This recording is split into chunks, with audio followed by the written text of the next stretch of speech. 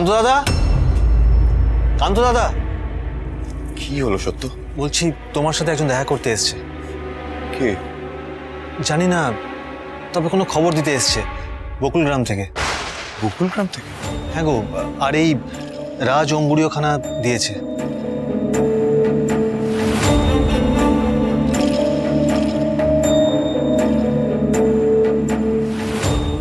কান্তু দাদা, কি করণীয়? সত্য, এক্ষুনি নিয়ে তাকে গোপনে। ঠিক আছে।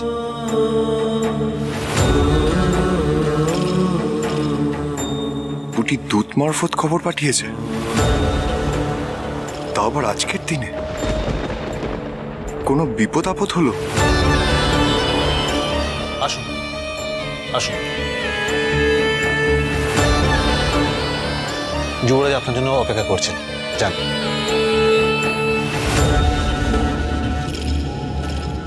বলুন কি সংবাদ?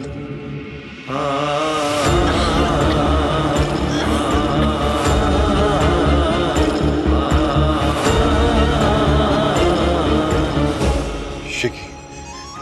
চলো, তুমি এক্ষুনি ফিরে যাও। সত্য, দাদা, ওকে পেছনের দরজা দিয়ে নিরাপদভাবে বের করে দিস, কেউ যেন টের না পায়। ঠিক আছে, আসুন।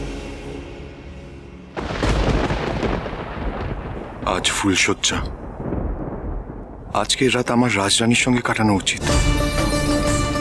কিন্তু কিন্তু পুটির অসুস্থতার কথা শোনার পর তো আর নিজেকে স্থির রাখতে পারছি না। কিন্তু গেলেও একবার রাজরানীকে জানিয়ে যেতেই হবে, না হলে সে যে আমার অপেক্ষায় বসে থাকবে।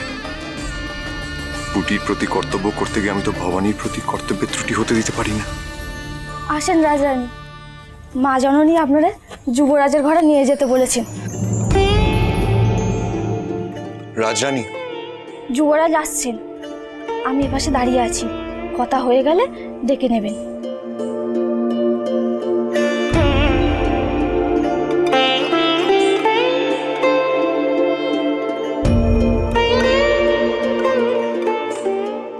দেখা তো কিছুক্ষণ পরে হবেই যুবরাজ। হয়তো না। শুনতে অদ্ভুত লাগলেও কিছু অনিবার্য কারণবশত আমাকে একটু বেরোতে হচ্ছে। লোকেরা হয়তো তোমায় এই নিয়ে নানান প্রশ্ন করতে পারে, তাই তোমাকে বলে গেলাম। যত দ্রুত সম্ভব আমি ফিরে আসার চেষ্টা করব। আশা রাখি তুমি বুঝবে, এটা আপৎকালীন পরিস্থিতি। আসি।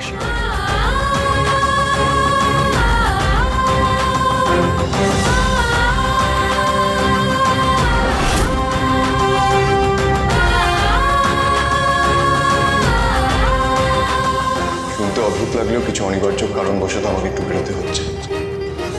যত দ্রুত সম্ভব আমি ফিরে আসার চেষ্টা করব। বই বই, এখানে খাড়া আসস কেন? চল ভিতরে চল, আজ তোর ফুল সজ্জা না, তোরে সাজায় দিব না আমি, চল। কিন্তু যুবরাজ তো চলে গেলেন। হ, চুল লাগালো? ঠাড়বো কই চুল লাগালো? সে তো আমায় ভুলে গেলেন না। হা কপাল, কি করস তুই? ফুল সজ্জার রাইতে আপন স্বামীরে তুই যাইতে দিলি কেন? মুখ পুরি আটকাইতে পারলি না? হায় হায় হায়, কত বড় সর্বনাশ তুই দায়িত্ব আনলি, তুই নিজেও জানাস না। কি করু? শুনতে অদ্ভুত লাগলেও কিছু অনিবার্য কারণবশত আমাকে একটু বেরোতে হচ্ছে। যত দ্রুত সম্ভব আমি ফিরে আসার চেষ্টা করব। মা ভবানী নিজে কিছু বলার সুযোগই দিলেন না, বেরিয়ে গেলেন যে হুড়মুড় করে। সত্যি কি সর্বনাশ করে ফেললাম ফুলসজ্জার রাতে যুবরাজকে যেতে দিয়ে? কি করব এখন? কি করে ঠেকাবো ওই অনর্থ মা?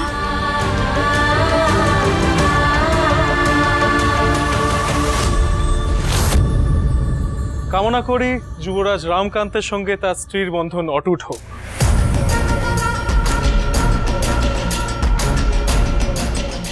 আপনি বললেন আমরা আপনার সন্তান সম, তাই আমার ইচ্ছে করলো প্রথমেই আপনাকে একটা প্রণাম করার।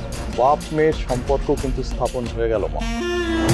যদি কোনোদিন আমার কোনো সাহায্য লাগে সংকোচ করুন। অভিনন্দন যুবরাজ। আপনাকে সুস্বাগত। রামকান্ত, সব সর্বস্বই রামকান্তর পাওনা।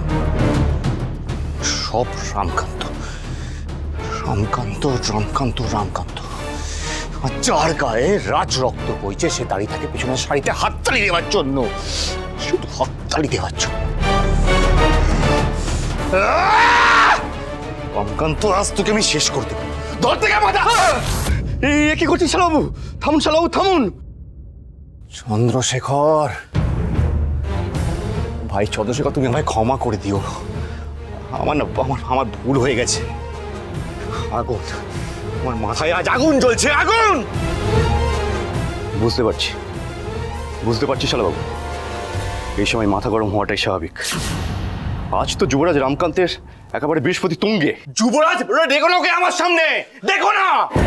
সে নয় ডাকলাম না, কিন্তু আজ প্রীতিভোজের পর যার জানা বাকি ছিল সবাই এসে যুবরাজ রামকান্ত মৈত্রের নামে ধন্য ধন্য করে গেল।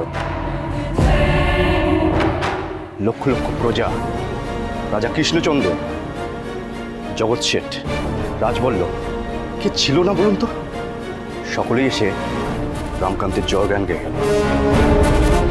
গোদের ওপর বিস্ফোরা আবার রঘুরাজার রায় রায়ান উপাধি পাওয়া, আর সেই জন্যই তো রামকান্ত স্ত্রীর যত জয় জয়কার। সত্যি এবার ইতি টানার সময় এসে গেছে শালাবাবু। গোড়া সাহেবের বন্ধুত্বকে কাজে লাগান। গোড়া সাহেব পরে চন্দ্রশেখর, গোড়া সাহেব পরে। আমার ইচ্ছে করছে নিজের হাতে রামকান্তকে শেষ করে দিই, কিন্তু একটাই ভয়, ধরা পড়ে যাবার। আজকের পর রঘুরাজা আরো শক্তিশালী হয়ে গেছে। রামকান্তর সামনে ঢাল হয়ে দাঁড়িয়ে থাকবে রঘুরাজা। আরো ফুলে ফুটে উঠবে রামকান্ত। আমাদের কাছে আর কোনো উপায় আছে কি? উপায় আছে ছোট কুমার। আমি একটা উপায় বলবো ছোট কুমার, রামকান্তকে শেষ করার। কি উপায়? এমন উপায় যাতে সাপও মরবে আর লাঠিও ভাঙবে না। একটু পরেই আজ রামকান্ত আর ভবানীর ফুলশয্যা। সেই ফুলশয্যায় যদি বেহুলার বাসর ঘর করে দেওয়া যায়। কি? এ তো চমৎকার বুদ্ধি বংশী ঠাকুর। মানে সর্বাঘাতে মৃত্যু ফুলশয্যার ঘরে? হ্যাঁ, সাপের কামড় খেয়েই যুবরাজ রামকান্ত মৈত্রের অবলীলা হবে সাঙ্গ। কিন্তু এ সম্ভব হবে কি করে? সম্ভব ছোট কুমার, সম্ভব। কাছেই বেদেদের গ্রাম, সেখানে আমার একজন সাপুড়ি চেনা আছে। তার কাছে অনেক বিষধর সাপ সংগ্রহ করা আছে। আপনি যদি অনুমতি দেন তাকে ডাকি, মহলের গা বেয়ে উঠে ছাদে নেবে, সেই পথ দিয়ে ঢুকে আসবে বেদে, সঙ্গে নিয়ে কাল নাগিনী। আর এখন সর্পের উপদ্রব, কেউ জানতেই পারবে না এই কাজ আমাদের। কিন্তু ভাই চন্দ্রশেখর, সাপের কামড়ে যে রামকান্তর মৃত্যু হবে সে কথা কি নিশ্চিত? যদি সাপের কামড়ে ভবানীর মৃত্যু হয় তাতে আমাদের কোনো লাভ নেই। এমনভাবে এমন জায়গা দিয়ে সাপটা ঘরে ঢোকাতে হবে যাতে প্রথমেই রামকান্তকে পায় আর দংশন করে। আর সেই উপায় আমাদেরই ভাবতে হবে। বেশ, তবে তাই হোক। বংশী ঠাকুর, বেদেকে খবর দিন, কাল লাগনির এক ছোবলেই হবে রামকান্ত শেষ।